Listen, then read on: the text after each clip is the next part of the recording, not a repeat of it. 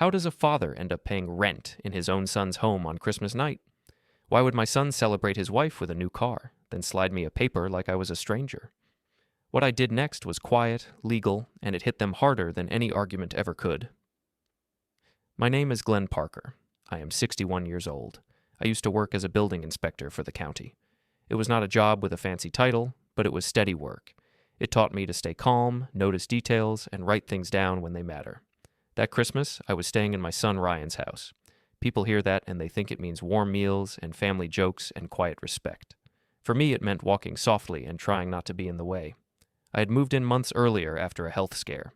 I was not proud of it. I did not like needing help. Ryan told me it would be temporary. He said it was family and it was normal. His wife, Kelsey, smiled when he said it. She nodded like she agreed. I believed them because I wanted to. By December, I had learned the house had invisible lines. Some chairs were their chairs. Some shelves were their shelves. Some topics were not for dinner. When I washed dishes, I made sure I did it their way. When I folded laundry, I kept my hands off their things. When I came home from a walk, I wiped my shoes twice, because Kelsey watched the floor like it was a mirror. I tried to pay my part in quiet ways. I fixed a loose handrail. I replaced a broken latch. I patched a small leak under the kitchen sink. Ryan liked to tell people he did those things himself. I let him. I did not need applause for a screw and a wrench. Christmas week felt like a performance. Kelsey cleaned like she was preparing for a photo shoot. Ryan talked more than usual. He kept checking his phone. He walked around the house with that excited energy people get when they are holding a surprise. On Christmas afternoon, Kelsey's parents arrived, Warren and Lila. Warren had the kind of voice that filled a room without effort. He spoke like every sentence was a decision. Lila was quieter, but she followed him closely, like she agreed before he even finished talking. They brought expensive-looking gift bags and a big dessert tray. They greeted Kelsey first. They hugged Ryan next. Then they turned to me with polite smiles that did not reach their eyes. Warren asked how I was doing, in the same tone a man uses to ask about the weather. I told him I was fine and thanked them for coming. We ate in the dining room. Kelsey had set the table in a way that made it clear who mattered most. The best settings were for her parents and for her and Ryan. My place was on the end, near the kitchen traffic, like a spare seat. Ryan kept making small jokes about being the host, and Warren laughed like it was a good show. Kelsey watched Ryan with pride. She looked at him like he had finally become the man she wanted him to be. I kept my voice even. I asked simple questions. I complimented the food. I did not bring up the past. I did not bring up the months of living like a shadow in my son's home. After dinner, Ryan stood up and tapped his glass with a spoon. He said he had something special. Kelsey sat up straighter. Warren leaned back like he had been waiting for this. Ryan told everyone to come outside. The air was cold and clean. The driveway lights were bright. When we stepped out, I saw a car parked at the end of the drive. It had a large bow on the hood. The paint looked new. The shape was sharp and modern. The kind of car that makes people stop and stare. Kelsey put her hands to her mouth. She made a small sound of surprise. Her parents reacted fast, like this was a moment they wanted on camera. Phones came out. Warren moved to the best angle. Lila stood close to Kelsey and touched her arm. Ryan walked over to the car and handed Kelsey a set of keys. He told her she deserved it. He said she worked hard and carried the house and did so much for everyone. He said he wanted her to feel safe and cared for. Kelsey's face shined with happiness. She hugged Ryan tightly. She kissed his cheek. She turned and hugged her mother. Then she hugged her father. I stood a few steps away, hands in my pockets, watching it all. No one looked at me, not once. That part did not sting as much as it should have. I had gotten used to being the last person in the room. Still, it was Christmas night. I was his father. I had helped him fix his first old car when he was 17. I had sat through his long, confused years when he did not know what he wanted to do. I had helped with rent once when he had fallen behind. I had never kept score, but I remembered. Kelsey opened the driver's door and sat inside. She touched the steering wheel like it was a treasure. Warren took photos through the window. Ryan explained features like he was a salesman. Lila said it was beautiful. I stayed quiet. My breath made small clouds in the cold air. I stared at the bow on the hood. It was bright red, perfect, and expensive. It looked like an answer to a question no one asked. After the excitement calmed down, we went back inside. Kelsey poured drinks for her parents. Ryan went into the kitchen and came back with an envelope and a sheet of paper. I expected it to be something about a gift exchange, maybe a card, maybe a photo, maybe a small, warm moment where someone remembered I existed. Instead, Ryan walked to the table and placed the paper in front of me. He slid it across like he was at a business meeting. It was an invoice. It had my name at the top, it had a monthly amount and a due date. It said rent. For a second, I thought it was a mistake. I looked at Ryan's face. He was calm. He looked almost proud, like this was a grown-up move. Warren watched me closely. He did not smile. He looked like he was judging how I would react. Lila stared at her drink. Kelsey leaned back in her chair and folded her arms. Ryan told me he needed to talk about the living arrangement. He said things were changing. He said he and Kelsey were building their life now. He said he could not keep supporting extra weight. He said this was about fairness. He said if I wanted to stay there, I needed to contribute like a tenant. The word tenant sat on the table like a heavy object. Before we dive deeper into this story, I have one small request. Please subscribe, drop a like, comment, and hit that hype button to boost this channel so more people can discover these incredible stories. I looked at the paper again. It was not a fancy document. It was a printed sheet with numbers and lines. But it was a message. It said I was no longer family at that table. It said I was a cost. I felt my face get warm, not from anger, from embarrassment. It is a strange feeling when your own child speaks to you like you are a stranger. Kelsey added her part. She said she liked peace in her home. She said clear rules were better than unclear ones. She said adults should not live for free in someone else's house. She said it was time for boundaries. Warren nodded slowly, like a judge approving a decision. He said a man should protect his household. He said Ryan was doing the right thing. He said it was good Ryan was finally leading. I noticed Ryan did not correct him. Ryan liked hearing that. I took a breath. I kept my hands still. I did not crumple the paper. I did not raise my voice. I did not give them the scene they were ready to record with their phones. I told Ryan I understood. That was all. Ryan looked surprised by how easy it was. Kelsey's eyes narrowed slightly, like she thought I was hiding something. Warren relaxed, as if the test had been passed in the way he wanted. Ryan started talking again, as if the matter was settled. He said he hoped I would not take it personally. He said Kelsey was his family now. He said I was staying there, and that was different from belonging there. I nodded once. I stood up carefully, pushed my chair in, and thanked Kelsey for dinner. I told everyone I was tired and would turn in early. I walked down the hallway to the guest room. It was small. It had a narrow bed, a dresser that was mostly empty, and a lamp with a weak light. The closet held my jacket and 2 shirts. Most of my things were packed in boxes in the garage because Kelsey did not want clutter. I sat on the edge of the bed for a moment and listened to the sounds of the house. Laughter from the dining room, the clink of glass, the soft hum of their comfort. I did not cry. I did not shake. I felt something simpler. A clean, quiet clarity. I stood up and opened my suitcase. I folded my clothes neatly. I placed them in careful stacks. I packed my toothbrush, my razor, my medication case. I moved slowly, like I had all the time in the world. In the hallway, I heard Ryan telling Warren about the car payment. He spoke like a man showing off his strength. Warren replied with approval. Kelsey laughed softly. I kept packing. When I was done, I looked around the room. I had lived in it for months, but it never felt like mine. It felt like a waiting room. I took a small notepad from my bag. I wrote one short note. I did not write a speech. I did not write an accusation. I wrote something simple and clear. A few lines, no drama. I carried my suitcase down the hall. I walked through the quiet edge of the living room where they could not easily see me from the dining table. I placed the note on the kitchen counter where Ryan would find it in the morning. I did not slam a door. I did not knock over a chair. I put on my coat, stepped into my shoes, and went out through the side door. The cold air hit my face and made my eyes water. I walked to my old sedan parked on the street. The car was not new. It had scratches and a small dent near the rear bumper. It started every time, though. It did not need a bow to prove its worth. I put my suitcase in the trunk. I sat in the driver's seat and held the steering wheel for a moment. My hands were steady. Through the front window, I could see the glow of their house lights. I could hear faint laughter when the wind shifted. I started the engine. The dashboard lights came on. I exhaled slowly. Then I pulled away from the curb and drove into the dark, quiet street, keeping my speed even and my thoughts clear. I drove for about 20 minutes before I even chose a direction. The streets were quiet. Most houses had lights on and decorations in the windows. I kept my eyes on the road and my hands steady on the wheel. I did not want to pull over. If I stopped, I knew the night would catch up with me. I ended up in a small hotel near the highway. It was not fancy, it was clean. The front desk clerk looked tired, like he had worked all day. I asked for one night. I paid with my card and took the key. My room smelled like soap and old carpet. I sat on the edge of the bed and listened to the heater click on and off. That was when the memories came in, not as a dramatic flood, more like a slow line of small moments, each one simple, each one adding up. I had lived alone for years after my wife and I separated. We did not split with shouting, we just became two people walking in different directions. Ryan and my daughter, Maya, were already grown. They were building their own lives. I kept my routine: work, home, simple meals, quiet weekends. I did not need much. Then I had a health scare in the spring.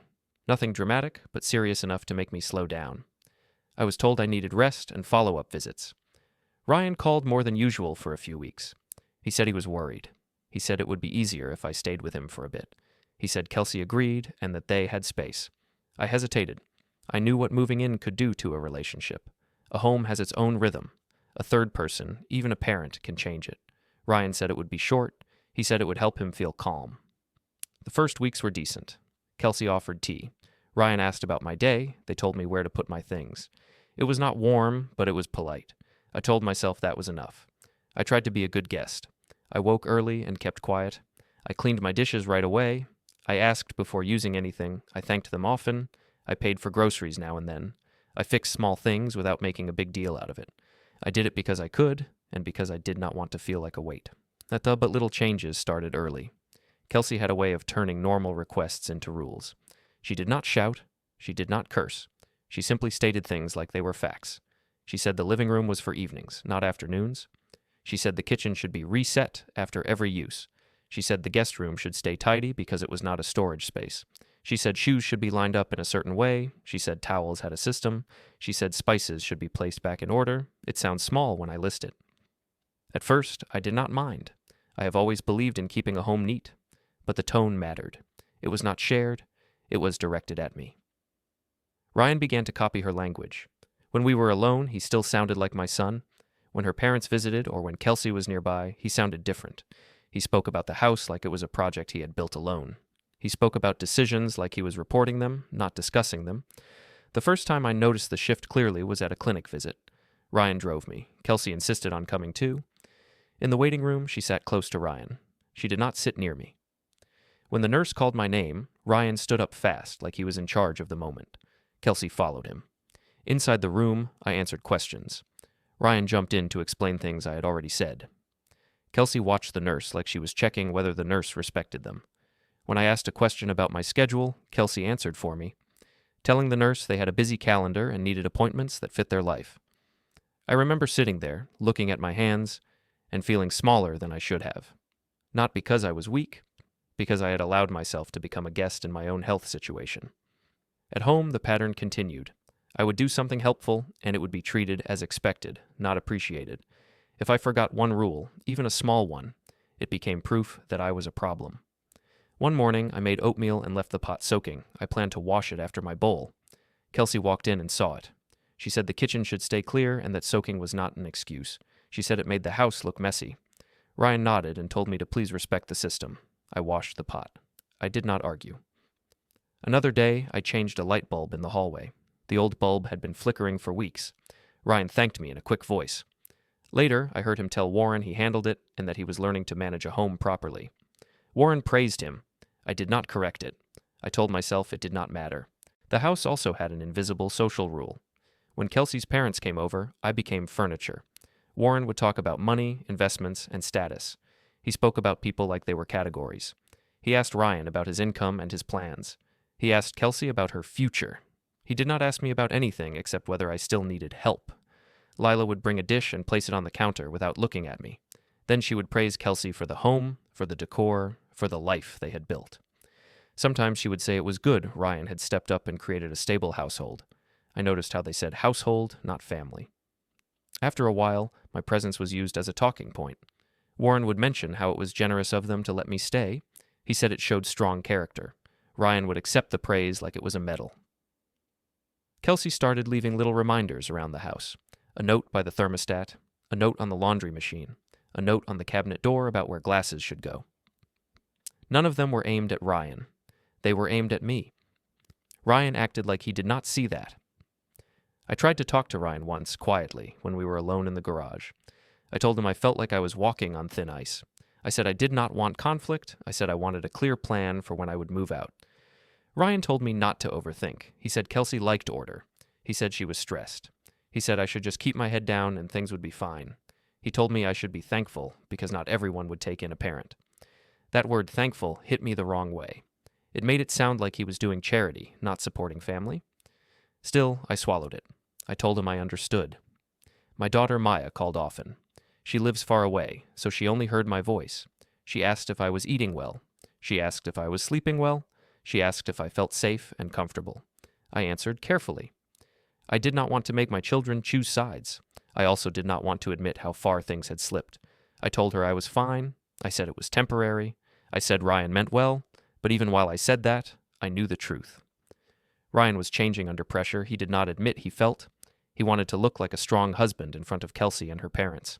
And in that picture, there was no place for a father who needed rest and patience. I did not fit the image. Over the months, Kelsey began to treat me like a cost. She made comments about utilities and food. She said the grocery bill had gone up. She said the house felt crowded. She said she could not relax with extra noise in the morning, even if my noise was only a kettle and a chair sliding softly. Ryan would repeat her points like they were his own. He talked about budgets. He talked about what was fair. He talked about how a man had to protect his future. Sometimes he would say these things while looking past me, like he was speaking to someone else. Around early December, I realized they were planning something, not the car, something about me. They started whispering more. Kelsey asked me twice in a sweet voice whether I had looked at apartments. Ryan asked whether I had enough saved. He said it would be smart to prepare. Then Warren came over one evening without calling first. He sat in the living room like he owned it. He spoke slowly, like he was teaching a lesson. He said older people should think about dignity.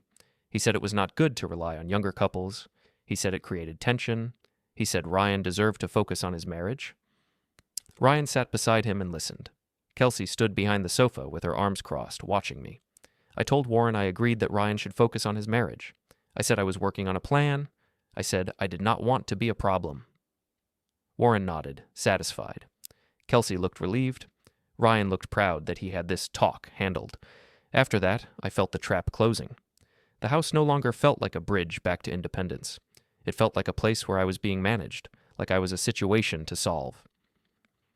Christmas night was simply the moment they chose to make it official. They turned it into a table scene with witnesses.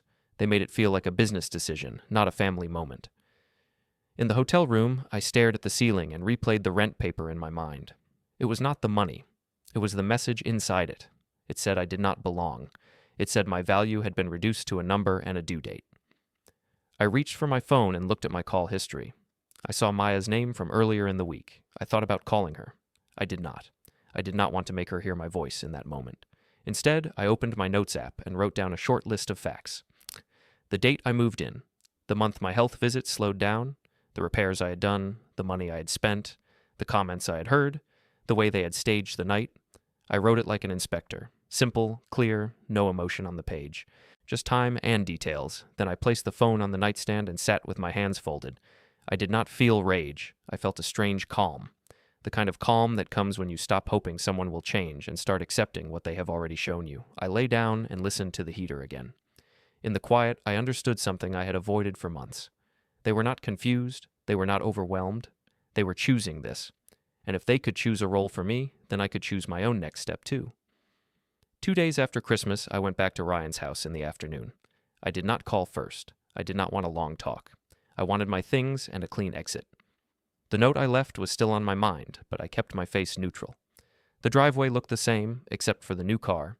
It sat near the garage like it belonged there forever. The red bow was gone, but the shine stayed. I could see my reflection in the side panel as I walked past it. Older man, quiet coat, a suitcase in my hand. It looked like a stranger visiting someone else's life. I rang the bell once. Kelsey opened the door. She did not smile. She asked what I needed, like I was a delivery person. I told her I was picking up the rest of my things. She stepped aside and let me in. Her eyes followed my shoes, then the suitcase. She was measuring the moment. Ryan came from the kitchen. He spoke in a low, controlled voice. He said he did not expect me back so soon. He said we could talk about the rent paper again. He said he could make it reasonable if I stayed calm. He said he did not want drama. I told him I was not there to argue. I said I only wanted my boxes from the garage and the small items in the guest room. I kept my tone even. I watched his face. He looked confused by my calm. It was like he had prepared for a scene and now he did not know where to put his energy. Kelsey reminded him that they had plans. She said she did not want the day disrupted. Ryan nodded and told me to be quick. He spoke like he was granting permission.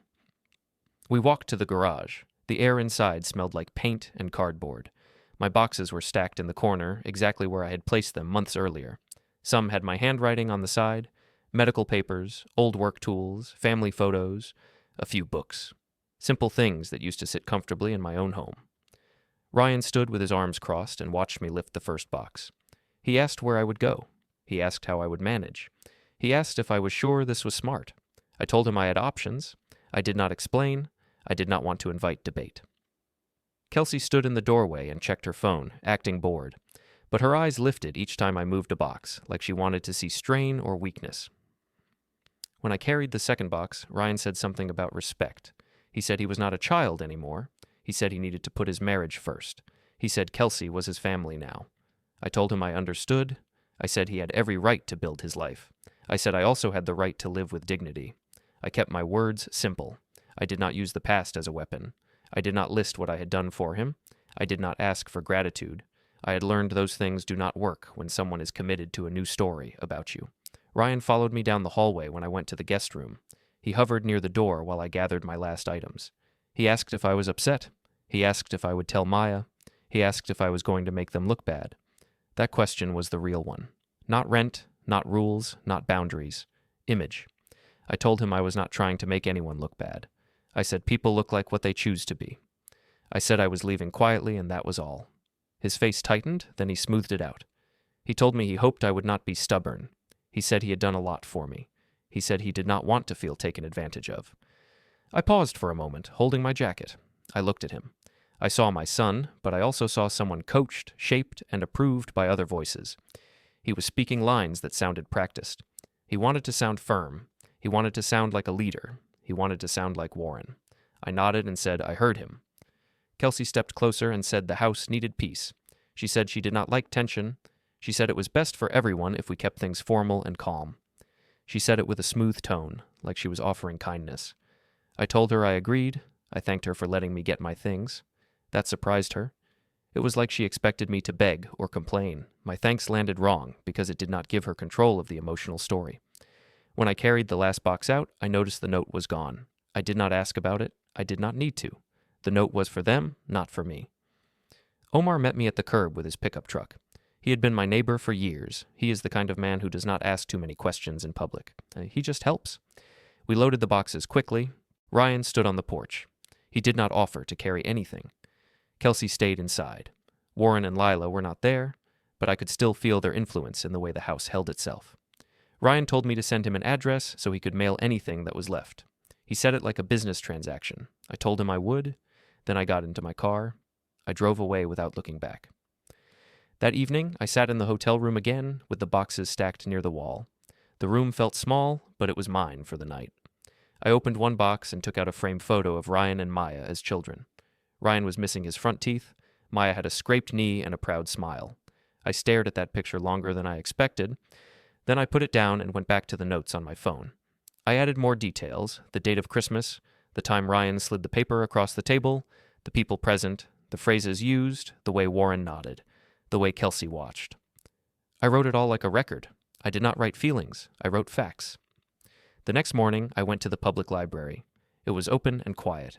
The air smelled like paper and carpet. I picked a small study room with a table and a lamp. I sat down with my notebook, my phone, and a simple folder I carried in my bag. I did not come there to be dramatic. I came there because I needed space to think. In that house, every thought had to pass through someone else's mood. In the library, my thoughts could sit on the table without being judged. I made a timeline on paper. I wrote the month I moved in. I wrote the day Ryan said it would be temporary. I wrote the clinic visits. I wrote the groceries I paid for. I wrote the repairs I did. I wrote the small rules that turned into bigger ones. I wrote the way my place at the table moved farther from the center over time. As I wrote, a pattern became clear. It was not random. It was not only stress. It was a gradual move from Dad is here for a bit to Dad is a problem we manage. I did not feel angry reading my own notes.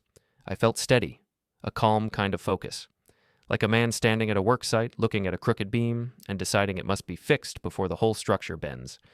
After the timeline, I made a second list, not of complaints, of resources, people I knew, places I could go, skills I still had, ways to protect myself, ways to stop being pushed into a corner. I wrote Omar's name, I wrote Maya's name, I wrote a professional contact I had not spoken to in a long time. I wrote one more name from my old work life, a woman who handled paperwork with clean precision, a person who believed in rules and clear lines. Patrice Nolan. I did not call her from the library. I sat with the idea first. I did not want an emotional call. I wanted a calm, simple call, like a man making an appointment. After the library, I drove to my storage unit across town. I had kept it for years. It held the leftovers of my old life, old tools, old files, boxes I could not bring myself to throw away. When you live alone, you keep things. When you move into someone else's home, you are told those things are clutter. The storage place was quiet. A long row of metal doors. A small office with a tired vending machine. I unlocked my unit and slid the door up. The smell of dust and cardboard came out. It felt familiar, like opening a closet in a house you used to own. I walked inside and turned on a small battery light. I found the locked plastic case in the back under 2 boxes of books. It was not hidden like a secret. It was stored like something that mattered. I opened it and looked at the folders inside. Each one had a label in my handwriting: old work matters, property notes, family records. The kind of files you keep when you learn, over years, that memory is not enough when people change their story later. I did not pull anything out.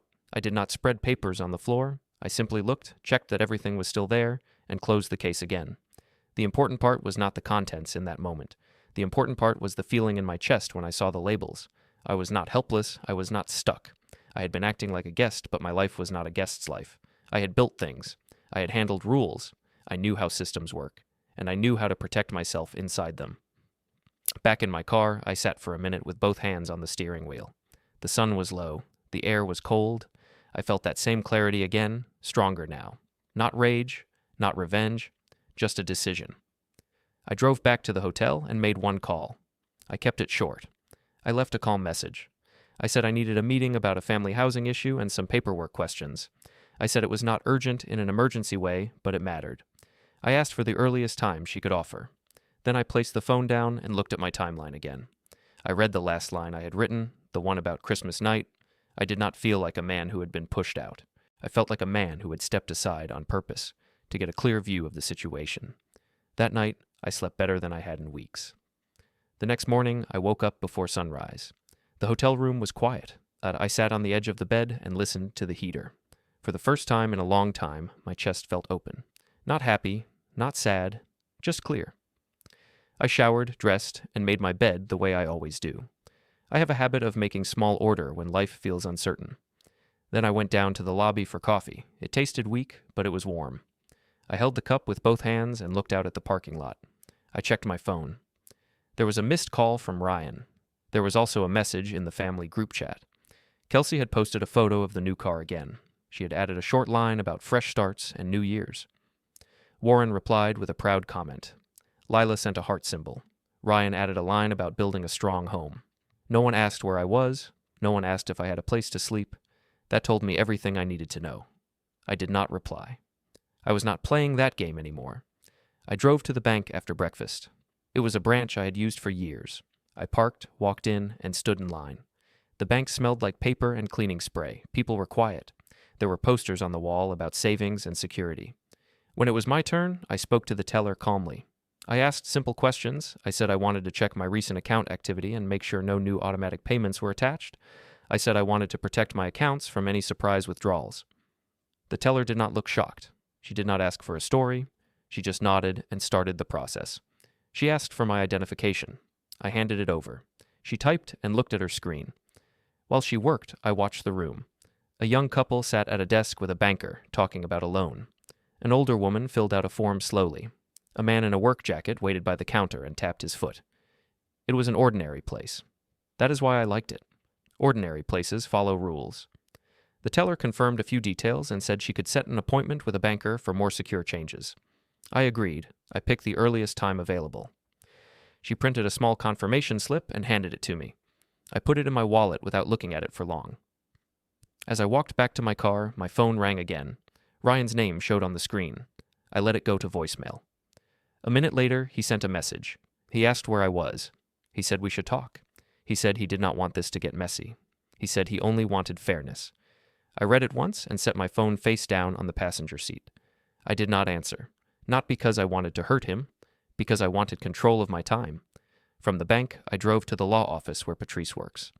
I had not met her in person for years, but I had worked with her on small property questions in the past. She is the kind of professional who does not raise her voice. She does not need to. Her work speaks for her. The building was quiet. The hallway smelled like coffee and carpet. I walked into the reception area and gave my name. The receptionist asked me to sit. I sat in a chair near the window and kept my hands folded.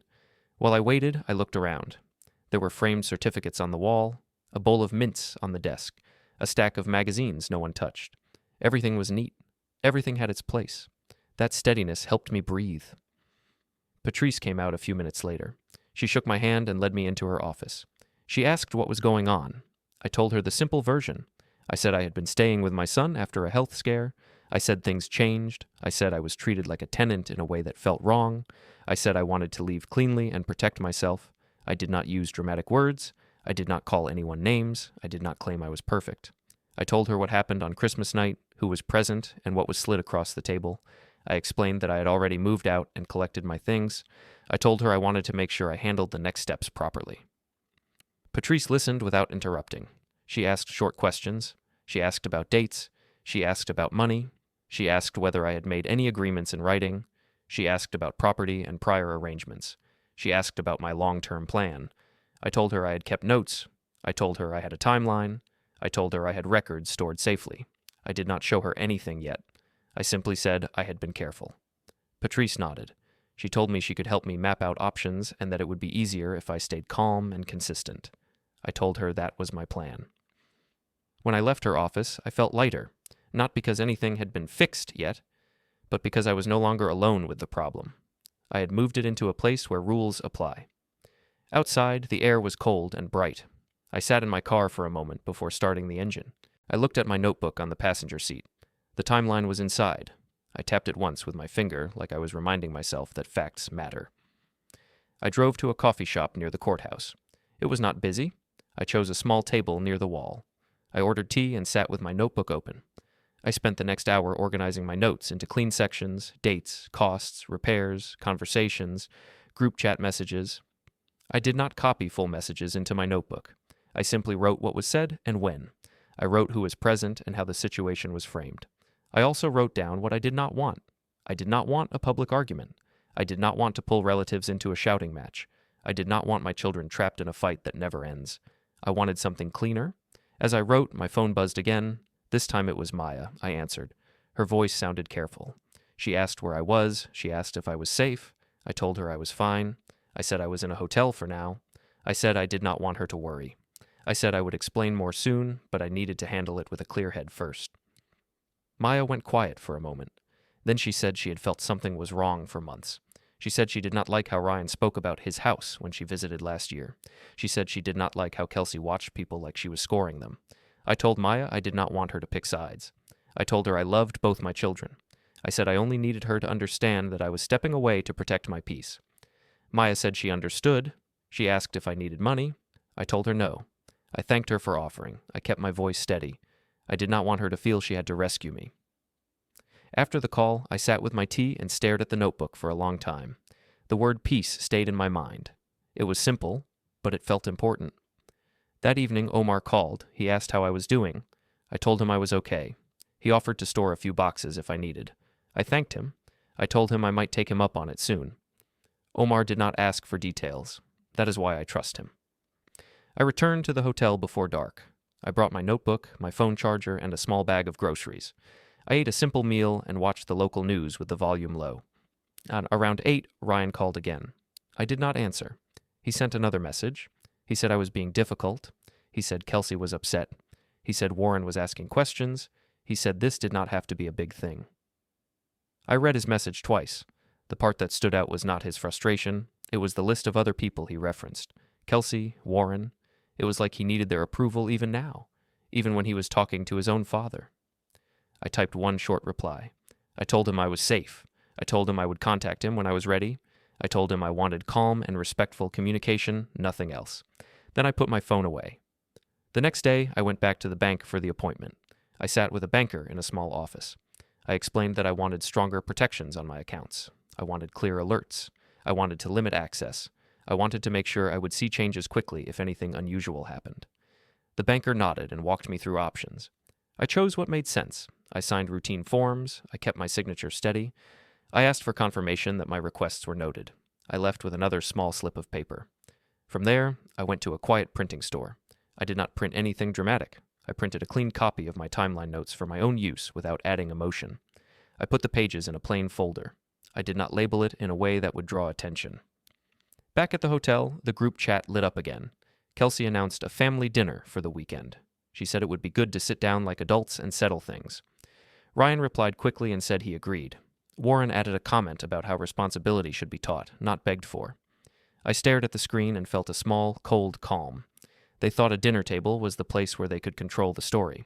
They liked audiences. They liked pressure disguised as concern. They thought I would show up, lower my head, and accept whatever they decided. I did not answer the group chat. I did not argue with Warren. I did not remind them that Christmas should have been about family, not invoices. Instead, I opened my notebook and wrote down the date of the dinner. Then I wrote down the date of my next meeting with Patrice. I closed the notebook, set it on the nightstand, and turned off the light.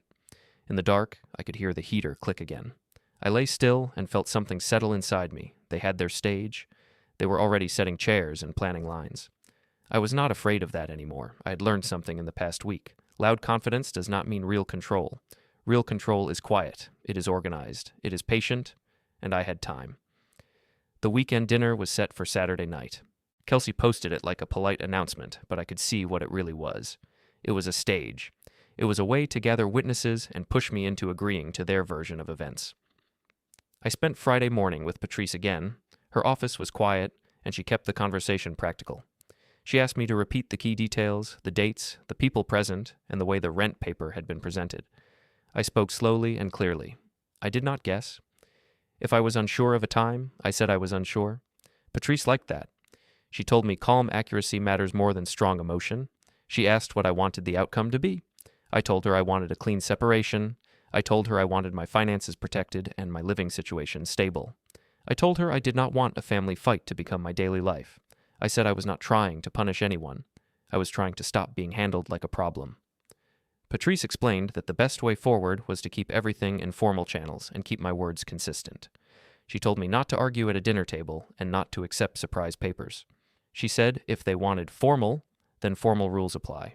She said I should not negotiate alone in a room full of people who already chose a side. I told her I agreed. When I left her office, I felt steady again. That steadiness was not pride. It was relief. For months, I had been trying to solve a structural problem with politeness. Now I was treating it like what it was, an arrangement that needed clear limits. I drove back to the hotel and changed rooms. My first room faced the highway, and the noise made it hard to think. The new room faced the back lot and a small line of trees. It was quieter. I carried my bag upstairs, hung my coat, and set my notebook on the desk. I checked my phone. Ryan had sent a new message. He said the dinner was important. He said Kelsey needed to feel respected. He said he wanted peace. He added that Warren would be there, and he did not want Warren to think the family was out of control. That sentence told me who Ryan was trying to satisfy. I replied with one line. I told him I would come to dinner, and I would keep it calm. Then I put my phone away. I did not promise anything else. That afternoon, I met Omar in a grocery store parking lot. He brought a couple of sturdy plastic bins and a roll of labels. He said it would help keep my boxes clean if I needed to move them again soon. I thanked him. We loaded the bins into my trunk and talked about ordinary things. Weather, traffic, a small repair he needed at his place. Omar did not press me. He did not offer loud advice. He simply stayed present. That kind of support is rare, and I did not take it lightly. Back at the hotel, I sorted my items into two groups, things I needed daily and things that could wait.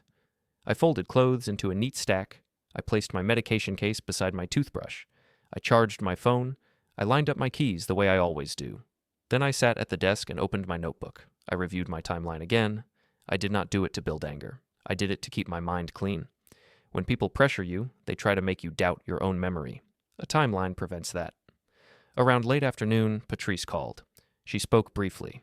She said she had confirmed a few details and that the next step would be better handled in a professional setting, not at dinner.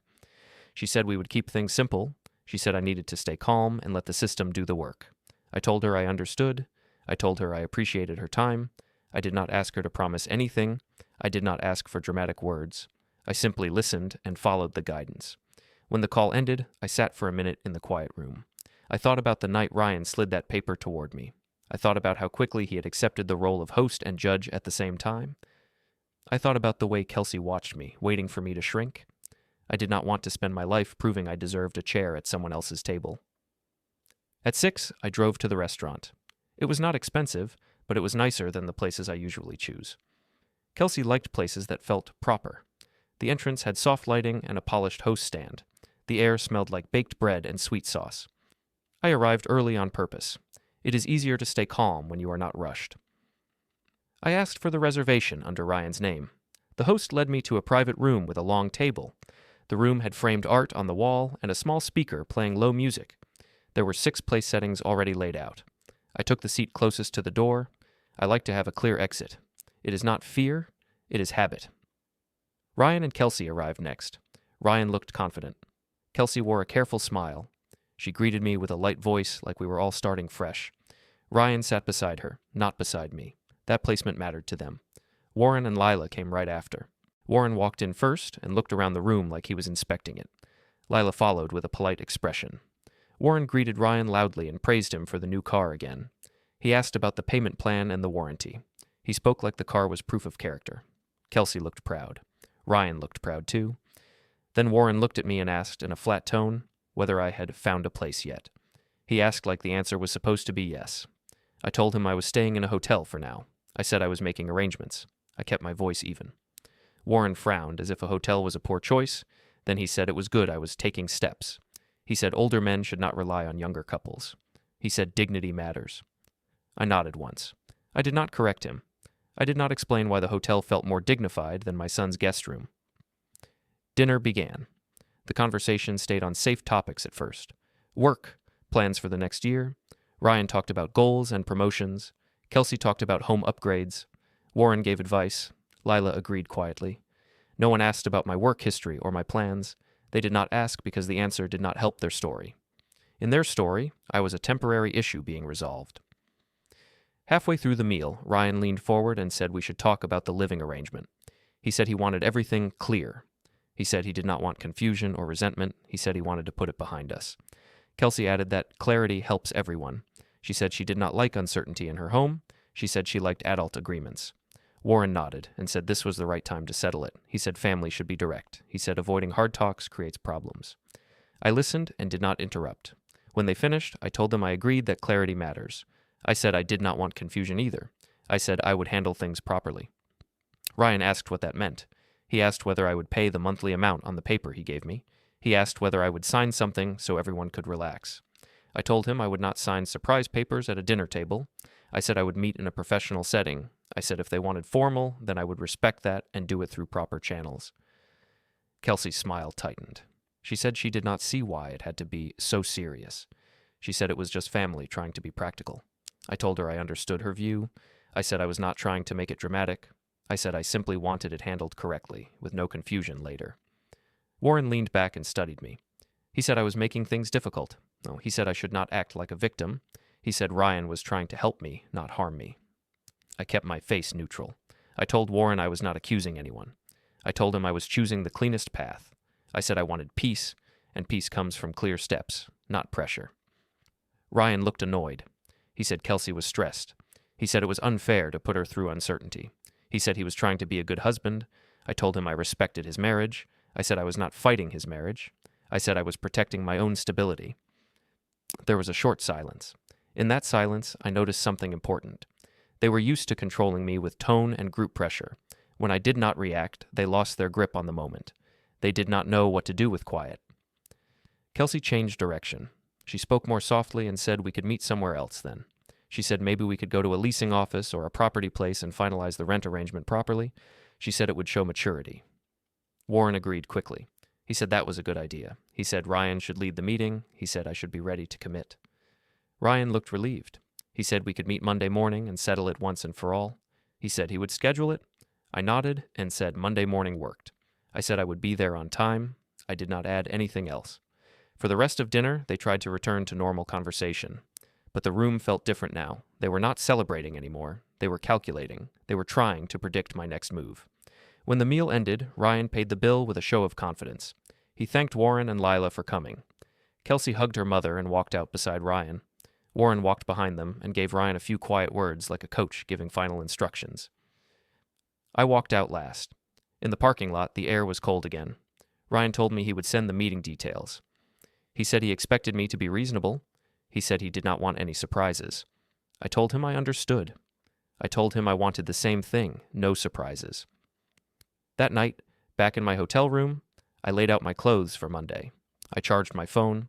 I set my notebook on the desk with a pen beside it.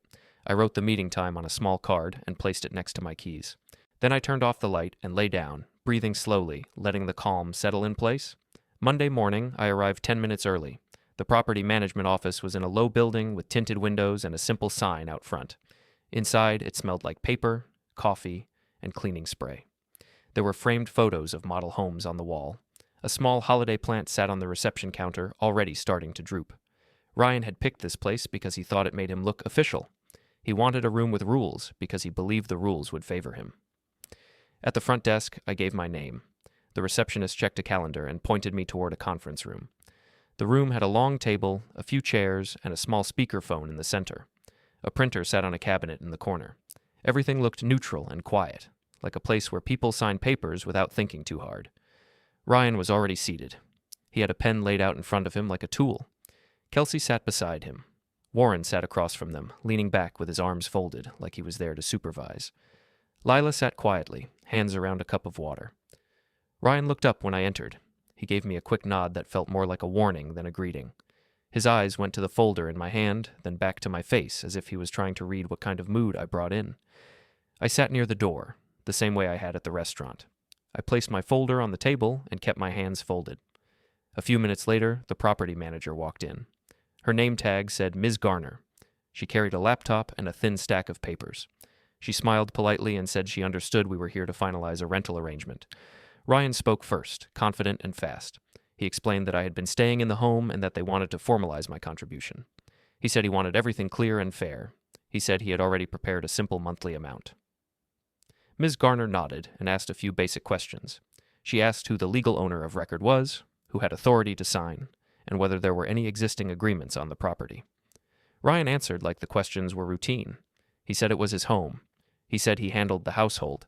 He said he could sign whatever was needed. Ms. Garner did not argue, but she did not accept it either.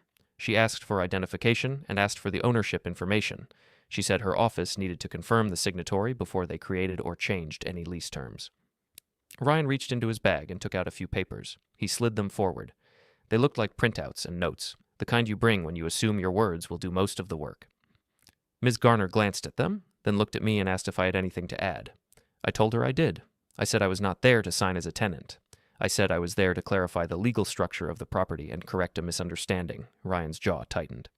He told Ms. Garner I was being difficult. He said I always made things complicated. He said we could have handled this as family. I did not respond to that. I simply waited.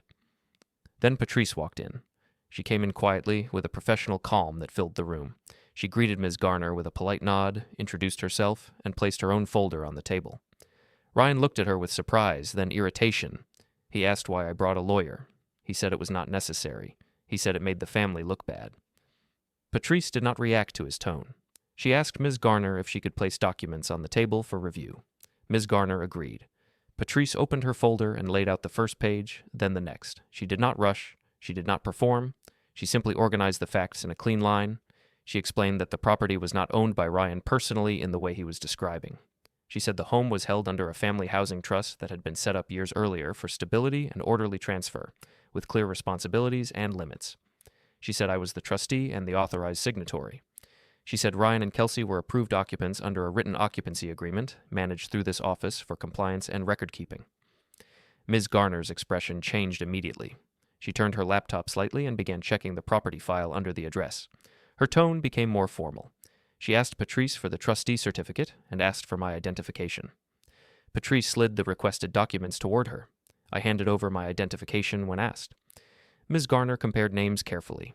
She typed, paused, then typed again. She nodded once, slowly, as if the system on her screen had confirmed what Patrice was saying. Ryan leaned forward. He said there had to be some mistake.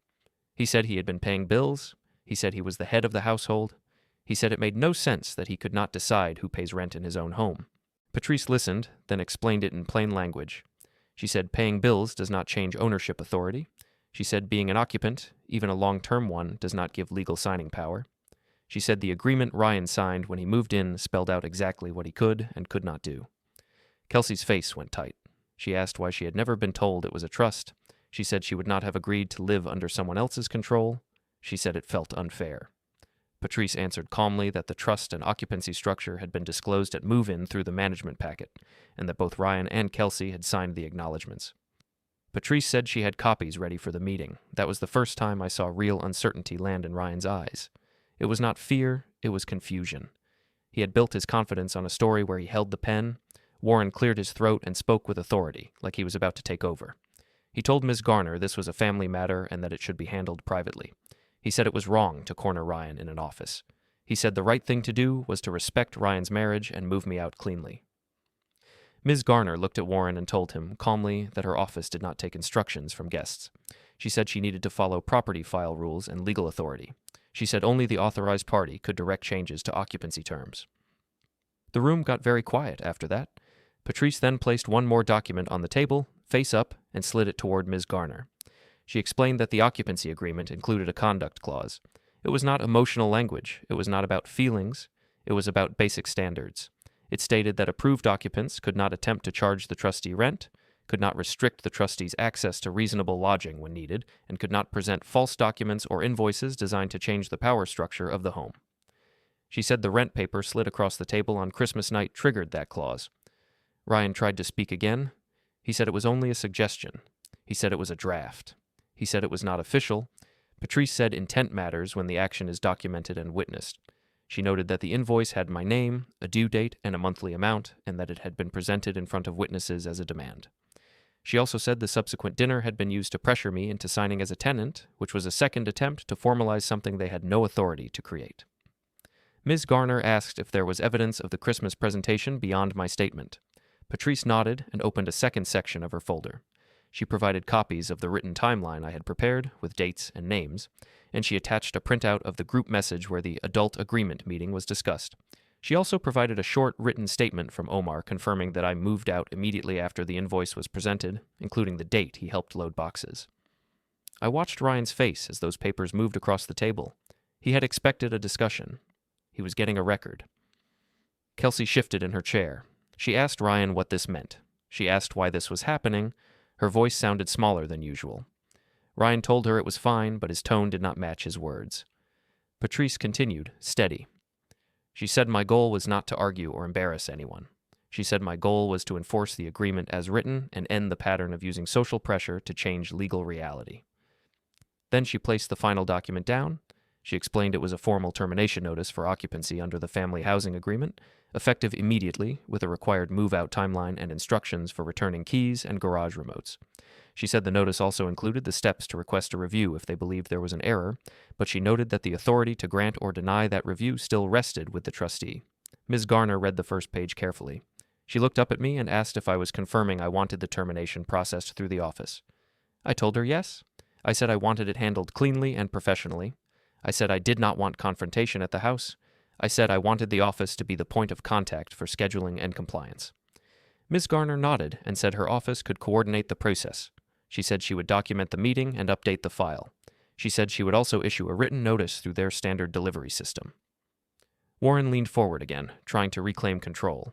He said they could settle it right now, privately. He said I was going too far.